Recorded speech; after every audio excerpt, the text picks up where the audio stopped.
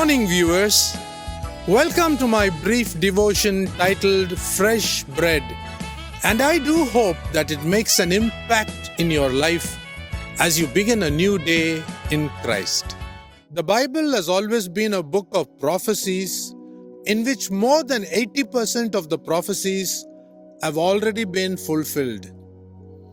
Only the prophecies concerning the secret rapture, the Bema judgment, the marriage supper of the Lamb, the tribulation for the church, the great tribulation for the Jews, the Armageddon war, the millennial rule, the final revolt or the Gog-Magog war, the white throne judgment, and finally, eternity in new heaven and new earth is awaiting fulfillment.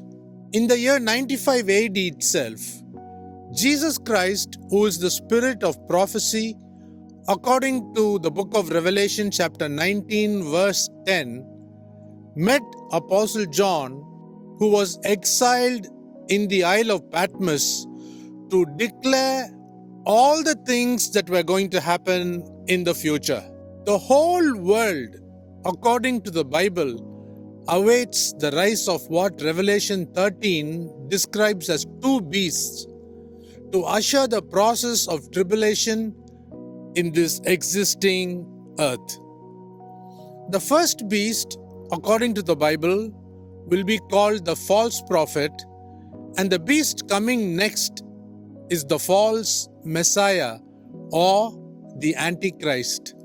When we retrace our steps back, 2000 years ago, before the true Messiah, our Lord Jesus Christ, appeared on the scene, the true prophet John the Baptist, the waymaker for Jesus Christ, appeared to identify the true Messiah for the Jewish people. It was John the Baptist who looked at Jesus Christ and said, "Behold, the Lamb of God, sent by Yahweh to die for the sins of the whole of mankind."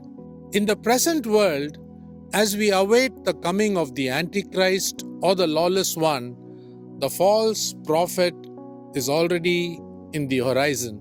The work of the false prophet is to go around the world in order to put together all religions and spread the word that all religions are one and they lead to God.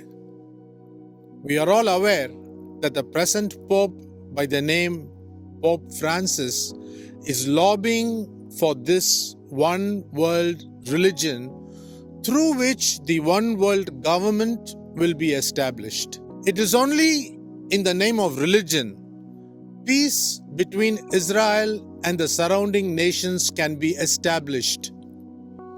A 7-year peace treaty, according to the Bible, will be signed.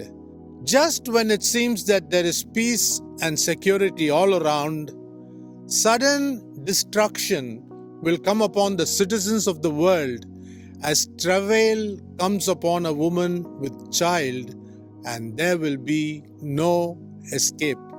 Read the first letter of Apostle Paul to the Thessalonians, chapter 5, verse 3.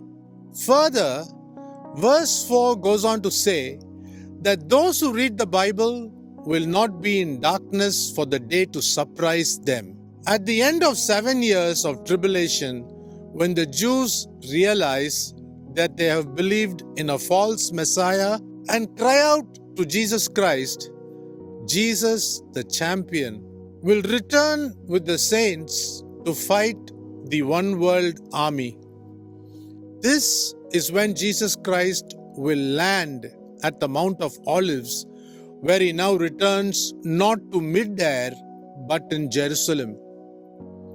So let me finish today's devotion by reading 1 Thessalonians chapter 5 verse 6, where Apostle Paul warns Christians, stay awake and sober, lest we be left behind to face the tribulation.